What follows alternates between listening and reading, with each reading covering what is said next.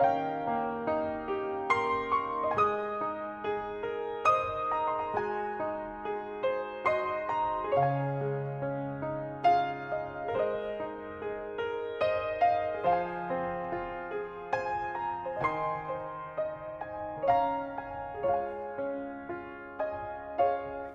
tonight to Daniel chapter number 3.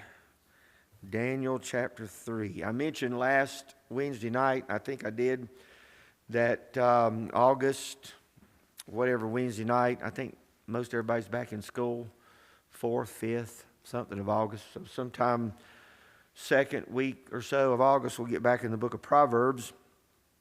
Tonight, I want to look in Daniel 3. Everybody that's spent any length of time in church, this was bound to have been one of your favorite stories when you were a kid. The fiery furnace story is in this text. But tonight, I kind of want to talk about a little bit like if you've been listening to the podcast, we started the book of Job. I can't remember when I think we're on the 14th, 13th, 14th episode, whatever it's called. So it would have been like the first, it's been 13, 14 weeks ago. The book of Job is a heavy book, just because of what happens to Job, the issues. But I don't think I've ever really studied the book of Job as much as I have over the last probably 6 months or so. I have a book in my library. If you want to look at it sometime, you can. And I think it's only one volume. I think I've only got one of two. I got it in Scotland when I was in Scotland. And it's only one of two volumes. And I mean, the volume is like this tall, and it's about that wide, and about that, whatever, the width this way, tall width, and then it's huge. And it's one volume on the book of Job. And he preached, the pastor, Joseph Carl is the man's name, and he preached through the book of Job for 41 years. Now here's the funny thing. He was pastor of a church. It was the only book he ever preached out of. Y'all let that sink in. Every Sunday you went to church for 41 years. Job chapter 7. I mean, he just worked his way through the book of Job. So we talk about several things, Brian and I do, like it's the longest conversation that God has in the Bible, which is kind of unique. Satan, longest conversation that you have with Satan, that's brought out in the text. So there's a lot of unusual things about the text. And the majority of the book is the three old friends and the one young friend, and Job's back and forth. And then, of course, the Lord towards the three-quarter part of the book and the end of the book, sets kind of the record straight. Oldest book, happens somewhere around chapter 11, chapter 12, Abraham, before Abraham, the book of Genesis. So it's just been around.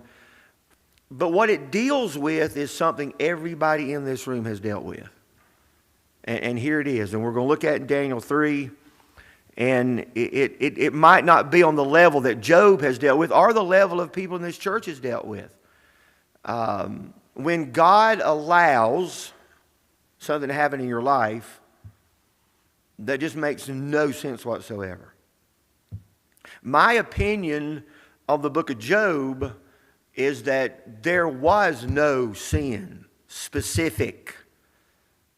The reason that God allowed these calamities to happen in his life. I don't think there was any specific sin because of God's own testimony of Job. Because, it happens right after, that testimony. His heart, his life, his attitude towards evil. But the circumstances that came in Job's life did reveal sin. It also reveals a reality. Ain't nobody in this room ever completely innocent. You need to let that sink in. We have good days, we have bad days, but we have no completely innocent days.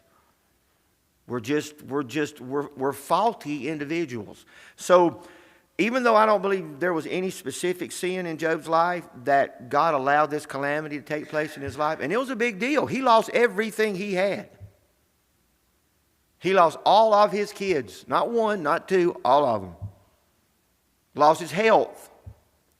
So we're talking a big calamity, not some little bump in the road, not some bad doctor, something you got at the doctor's office. So a big deal. And how do you square that with the goodness of God, with the character of God, with a loving God? The world uses things like Job to attack God, right? You've seen that.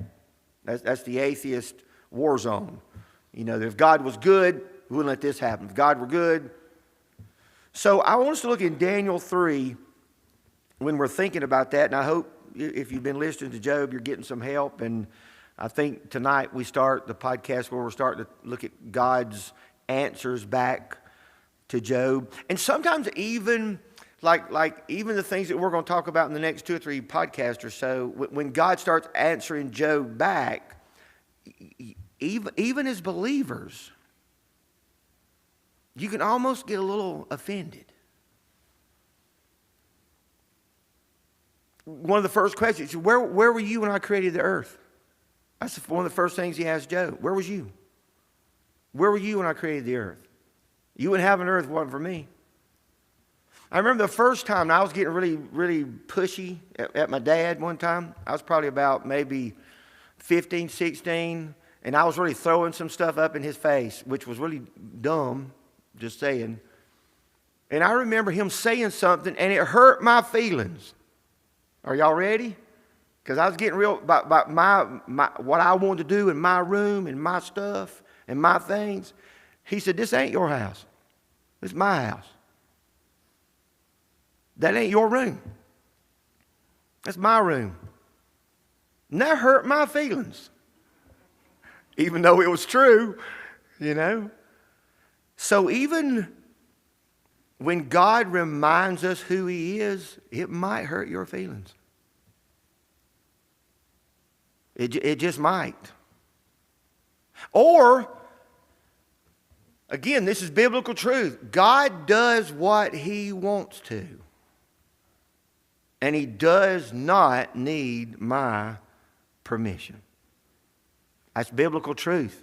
But that can also hurt your feelings when it's your mama, your son, your health, your home, your life.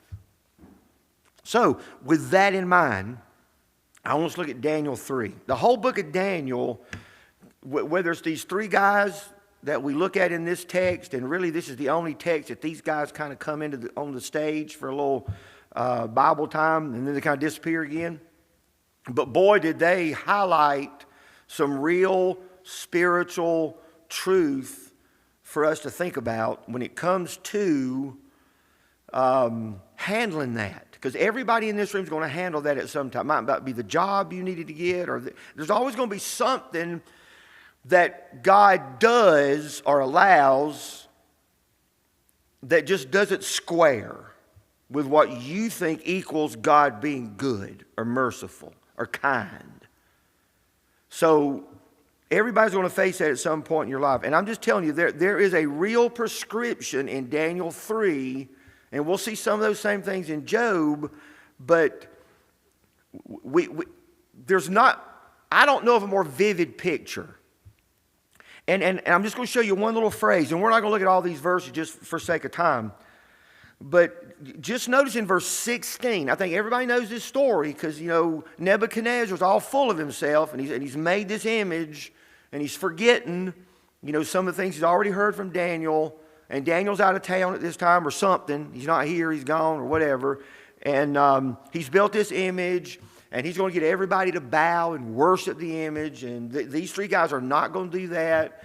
And unless the tattletales hadn't said something, they might not even been seen, but they did, and now he knows. And he gives them another shot, kind of a you know, Nebuchadnezzar one-on-one with these 3, who he knew, who he had respect for, because they were Daniel's, you know, cohorts or, you know, people that were with him.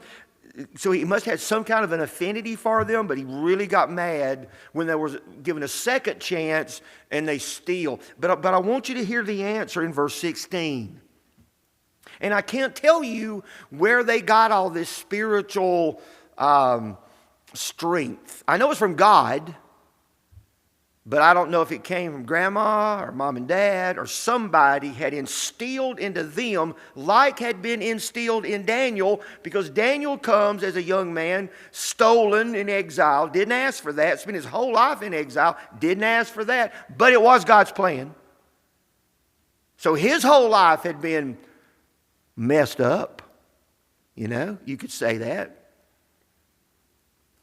But in chapter 1, Daniel had some real principles in his life. Where'd that come from? Well, it had to come from somewhere. We know it came from God. Moms, dads, uncles, aunts, whatever. Well, the same thing in these three guys, and here's where it happens. It's in verse 16, and I don't think this is cocky, arrogance, pride. It's just resolute truth. And it's response to the statement made from Nebuchadnezzar, which was cocky, arrogant, and prideful. Who is that God that shall deliver you out of my hands? He's about to find out who that God is when he ends up in a field looking like an animal. He's about to find out he's not in control. God's already told him the heavens rule. You don't rule. The heavens rule. And that's just as good for me to understand as it is for Nebuchadnezzar. That God rules. God reigns. I don't. So that's another good thing. So he says, who is this God? And then here's their answer. Look at the latter part of 16. We are not careful to answer thee in this matter. What they say in 17 and 18, you could write a thesis of theology on. But it came out of their mouth. But it came from a heart that was already resolute. Had already decided who God was. They'd already decided they wouldn't bow. They'd already decided that if they burned, they burned.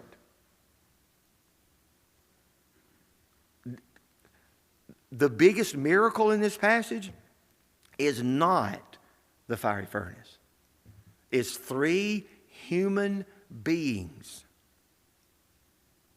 that's willing to go out on a limb that might not break and might break, and good with it. And they're good with it. Now, the end of the story is amazing, and we're going to come back to the middle here in a minute. The end of the story is amazing. I mean, it's one of my most favorite, passages to read. They throw him in there. He's so mad and so ticked off by their very audacious statement. These Jewish captives dare to say that in front of me, and pipes it up so hot it kills the people that throw it in. Then they fall down bound. Did we not cast three? You know the story. There's another man in there. Yes, I believe it was Jesus. But there's another man in there walking around in the fire, and they seem to be fine. They don't seem to be like ouch or nothing. They're just walking around. Then when they come out, one of my favorite verses. Now only God can do this kind of stuff. I mean, you can't move. You can't make a movie of this. Look in 27. Upon whose bodies the fire had no power, nor was a hair of their head singed, neither were their coats changed, nor the smell. I mean, God just sucked the smoke smell right out. Now, hear me here, okay? Here's some more biblical truth. Now hear this. This is a sample of what God can do, not a blueprint. If this was a blueprint, then every time you get in the fire, you come out of the fire. Not biblical truth. Sometimes you die. I could take you to Fox's Book of Martyrs, and you could read story after story after story after story after story of men and women and children that lost their lives for the gospel. I believe just as much God was in their fire, but He delivered them through it to heaven. They didn't live. Hebrews 11, right? Hebrews 11. You know, the great faith chapter. By faith, some were delivered from the edge of the sword. Hear this. By faith, some were slain. Here's where that thing, God decides the delivered and the slain. That's that God thing again. So there's our story. Here's our story. There's no guarantee in this passage that we're going to be delivered without even a hair, not even singed. But I think there is a promise that He's always present with us, and that'll be enough. But let's go to 17 and 18, and then we're going to look at a few things, and then I'll throw a few little challenges at us. At us. When I read a passage like this, I think of all the little trivial things that I've got upset at God about. From clothes I wear, cars I drive, or a house I live in. And I know that don't sound trivial, but when you match it up with a fiery furnace, or you match it up with a cancer death thing from a doctor, the fact that you might have to wear hand-me-downs your whole life just becomes trivial. Or you might have to wear or drive a car that ain't, duct tape and hay baling wires about all going to keep it together your whole life. You might not ever have a nice car. Facing death is a lot bigger than driving a beat-up car. But I think of the things that I have sweated about, or I have accused God of not being good. That's part of who we are. And you can be both. Hear me, and if you've listened to any of your podcasts, we tried to bring this out. Job would say some of the craziest things. Here's a man that God has given 4 commendations to. The God of heaven has given 4 commendations to this man down here on earth named Job. To the devil. You want a trophy of a Jesus man, of a God man?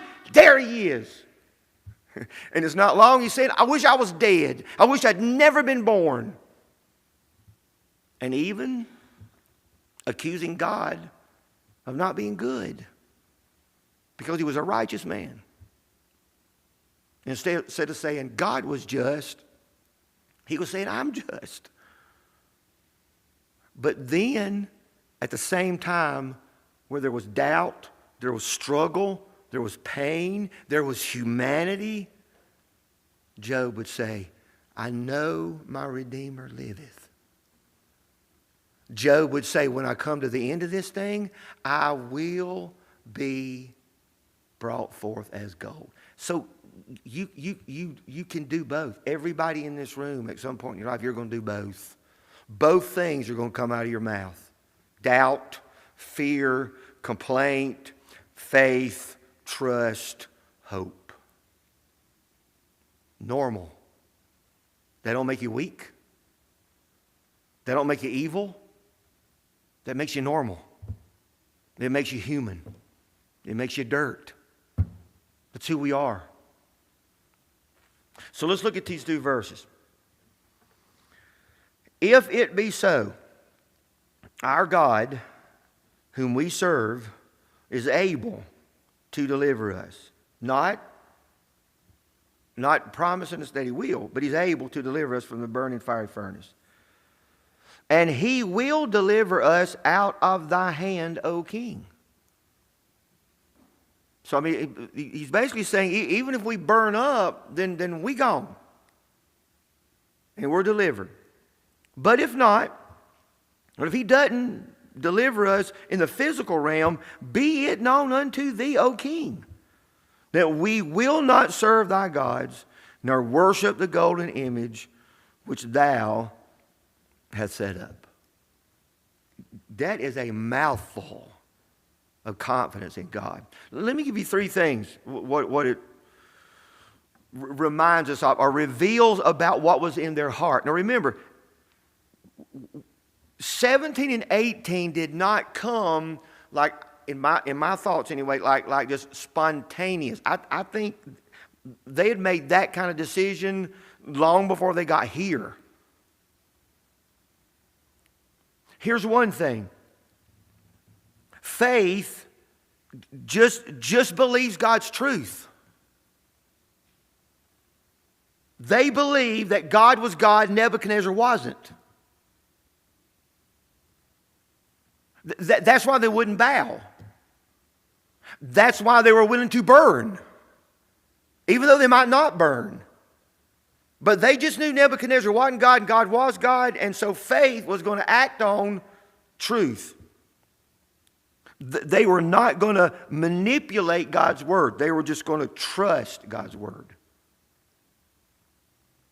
And then by faith, as you can see from 17 to 18, they just surrendered. They just surrendered to whatever plan that he had. The verse reveals that they had no previous truth that they would walk free. They did, but they didn't know that. So they were surrendered to his plan. Well, let me give you three things to think about tonight from this passage. You know, when you think about what they could have done, before we do that, maybe even for what they could have done, I mean, they did have really good jobs. Think of the other pressure, not just the pressure of, you know, if we don't bow, we're going to burn, or we could burn, you know, because we don't know what the Lord's going to do, and we certainly know Nebuchadnezzar isn't God, and we don't need to be bowing and worshiping him. But look, we got good jobs, and they did. They probably had easy lives at that particular time because they were in the good graces of Nebuchadnezzar. They probably had a nice place to live, might ate pretty good food. So it would have been really easy just to maybe do the thing once it's over. The second chance.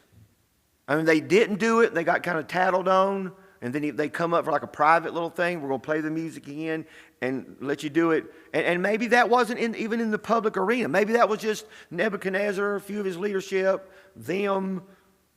He's being kind. He's being compassionate. He's being gracious. Maybe we should just bow. Maybe we should just worship.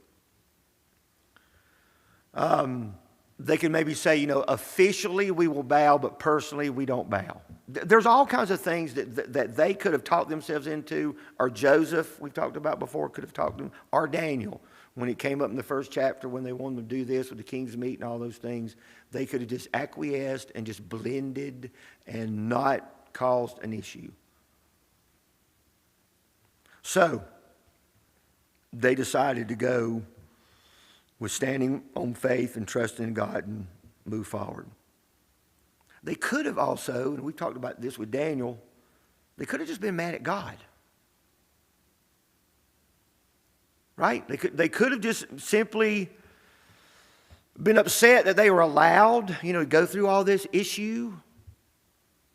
I mean, they weren't around when Isaiah and Jeremiah and all those guys were preaching for the people to repent and believe and trust God and turn back, and they didn't. And now Babylon has happened. The judgment has come. The axe head has fallen. Discipline has fallen. And they're the recipients of it. And they were all taken. I mean, they could have all been upset at God. And that's again sometimes where we get. And that sometimes in the Christian's life can last for a while. Where God allows something to come into your life. Or just something happens in your life specifically. It's your trial. I mean, remember Paul? I don't know what it was, but that was specifically given from God to Paul. Whatever the reason for the trial, the response to the trial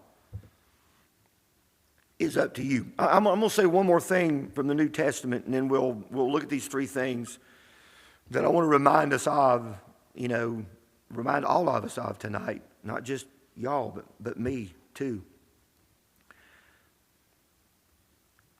We know Romans 8:28 is in the Bible, and that's not an easy verse to read. It's true, but it's not an easy verse to read when there's something tragic that's taken place. I think I've told you the story. We were in Virginia. The mom and dad were in the front seat, and I think it was twin girls maybe, or twin boys in the back seat. Had car wreck, and their twin babies were killed. I remember going to their house. I remember that verse in my brain, but I never got it out of my mouth. All things work together for good, and that's spiritual good, right? All things work together, somewhere in the end, the process, for the good of those who are called according to His purpose. I couldn't get the verse out. I cried, I prayed, we left. So you get it. They're in a situation to where they had decided even before this event came. They had decided already, I don't know what God's doing, but we're in Babylon. Our names have been changed. We got new clothes. We got new jobs. We're probably never going to see our family again. And they didn't. As far as I know, Daniel, from what biblical writers that I've read, that Daniel was, I think he was still living when the first wave went back under the Medes and the Persians. So I think he saw them going back, but he never went back. From 15, 16-year-old kid, never saw his homeland again, never saw family again, maybe lived alone. I don't know what his life was like. At times it might have been easy during Nebuchadnezzar, it might have been really bad. But all these guys had decided, here we are. And they'd made decisions, they were just going to stay faithful to God. Here's three things that if I'm going to face things in life that I have no answer to, I can't scratch it out in the Bible, I can't talk to enough preachers or read enough books. If any, I know I've recommended this to several people in the church, and I'll do this right now in public if I hadn't said it in a while. Great book to read. I read it back in the 90s when I was struggling with some stuff, nothing on this kind of level, but really struggling with stuff. It's written by Chuck Swindoll, and the book's called The Mystery of His Will. This is one of the best books I've ever read on just the will of God, when it don't make any sense.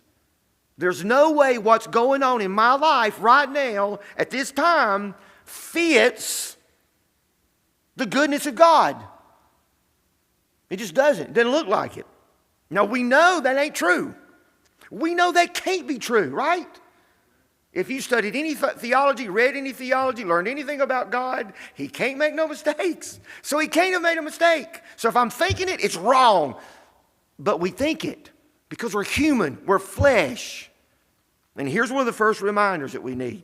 And this is the one that can offend you sometimes. It don't offend you when you want His help, but it offends you when you remember that He's God. So here's the thing. You must daily, regularly, consistently decide who God is in your life. And I go back to the message I preached just a couple Sundays ago, and it infringes on my rights because I ain't got none. My whole life is Jesus, right? It's His name, His kingdom, His will. Everything about my life is absorbed, disappears in His plan. Well, in order for Him to carry that out, He's going to take you down some paths that you don't want to go. Because everybody in this room does have a specific plan. Not in this huge providential plan of God where he's got the whole universe right here and everything that's taking place with Iran and Iraq and wherever else going on in the world. He's got all that going on in this huge plan. He's got specific, detailed, minutiae plans for you, and he can control it all, and he is God of it all. I'm not God of nothing, but I want to be. Because I want God to do all kind of things for me, for my family, for my plans, my money, my dreams, my is the problem. You have to decide who God is in your life. Second one, just determine with God's help and by God's grace, you're going to believe Him. You're going to believe Him that this fits. And even if it's sin and it's discipline for sin, it doesn't matter. You can't mess up God's plan. You just can't. A lot of things that happens in your life, my life, has nothing to do with any sin in my life. It might have something to do with sin on the planet, that I live in a sin-cursed world, but it might not have anything to do with sin in my life. But even if it's sin in my life that has brought discipline in my life, that too will work for my good, spiritual, His glory. His glory. But you determine that you're going to don't believe what you see. Believe who you know. Hear that. Don't believe what you see. Believe who you know.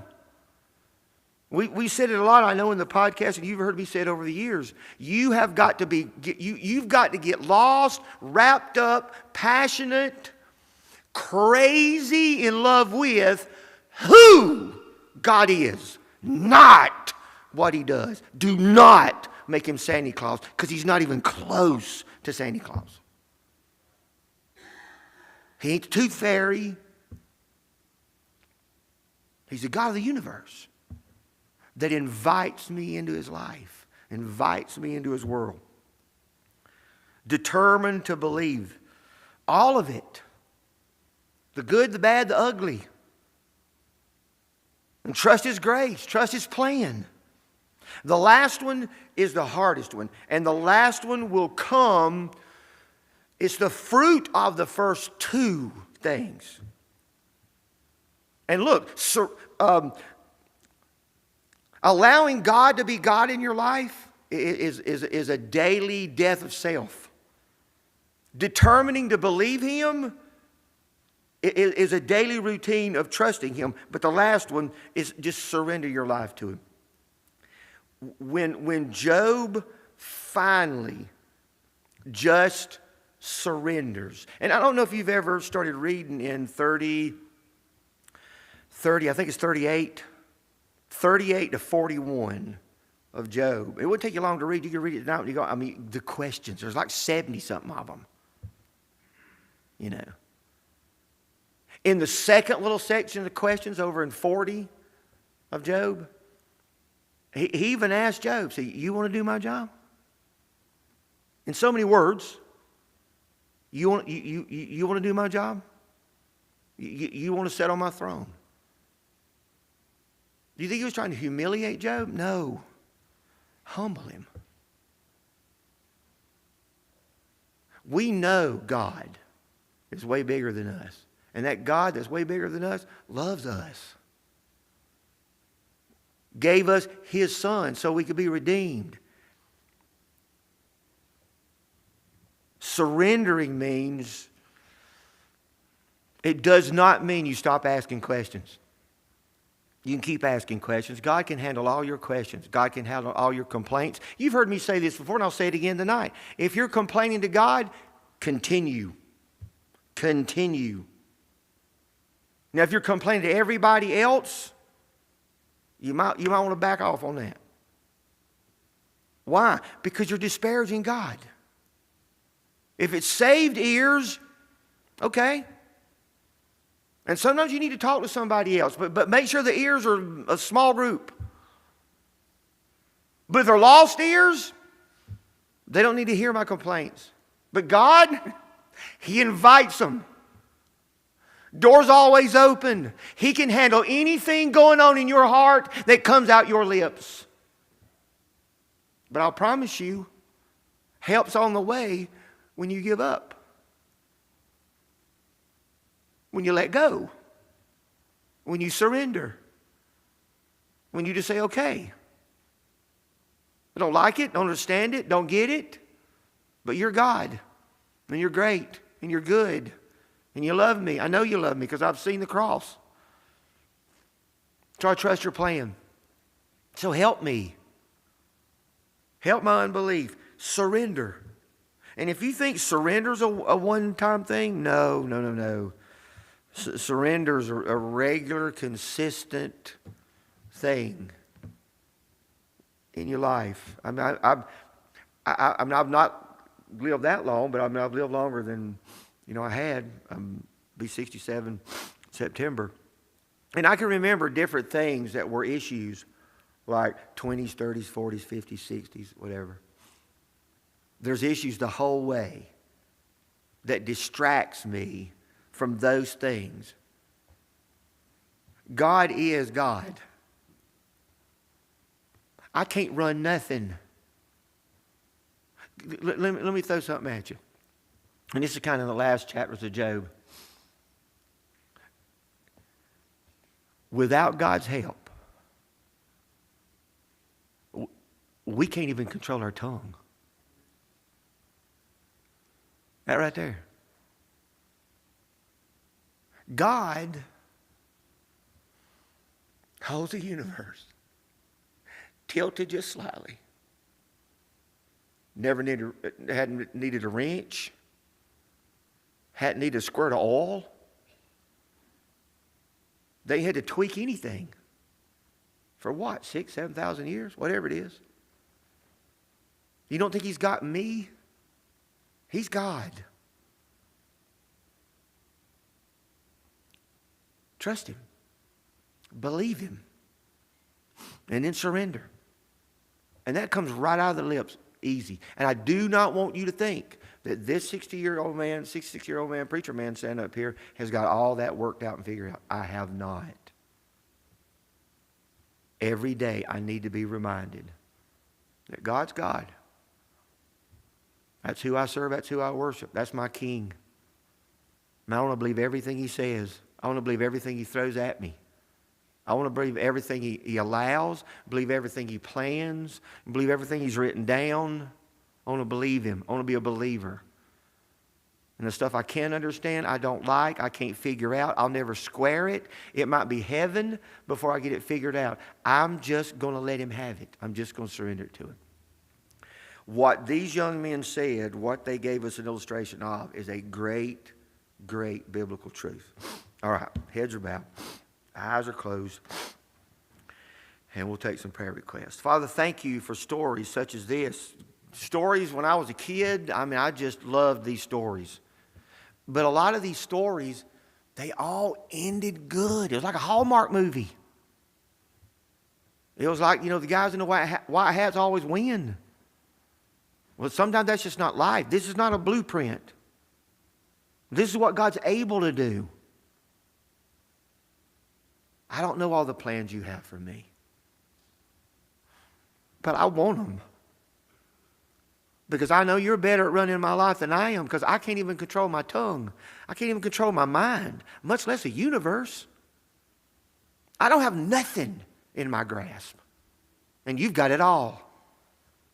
Help me to let You be God in my life, to believe everything that You've told me, everything that's in this book, everything that's in my heart, to stand on it and believe it. And when I can't square it, just surrender to it. Just say yes to it. That You might give me the grace that I need, and the peace that I need, and the strength that I need, and the help that I need. Thank You for being the God that not only is God, but the God that loves humanity. You know what we are. Psalm 78 says it. You know what we're made of. And You love us anyhow. You know what we say, what we think, sometimes what we do. but you're not going anywhere. We talked about that covenant Sunday. You don't break covenants. You're still our Father. You're still our God. Thank you for that. Bless our prayer time. Give us a good rest of the week and bring us back on the Lord's Day Sunday. We ask these things in Christ's name. Amen.